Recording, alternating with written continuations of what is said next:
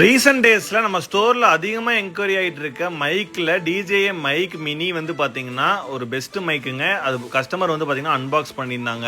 இப்போ நம்ம சேல் பண்ணுறது வந்து பார்த்தீங்கன்னா டூயல் ரிசீவரோடு வரும், ஒரு டிரான்ஸ்மிட்டரோடு வந்துடும், ஒரு பவுச் பேக்கிங்கோடு வந்துடும்.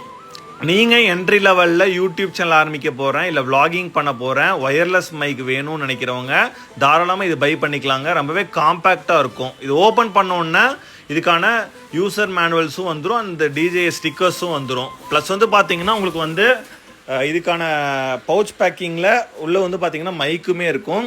மைக்கு வந்து பார்த்தீங்கன்னா ரொம்பவே குட்டியாக இருக்கும். இது மைக் மினின்றனால உங்களுக்கு வந்து பார்த்தீங்கன்னா டேரெக்டாக மேக்னெட் மூலமாக நீங்கள் வந்து பார்த்தீங்கன்னா சட்டையில் வந்து ஹோல்ட் பண்ணிக்கலாம். ரிசீவரை டிரான்ஸ்மிட்டரை வந்து பார்த்தீங்கன்னா ஒன்ஸ் நீங்கள் ஃபோன்லேயே கனெக்ட் பண்ணிக்கலாம், இல்லை நீங்கள் வந்து கேமராவில் வேணாலும் கேமராலேயே கனெக்ட் பண்ணிக்கலாம்.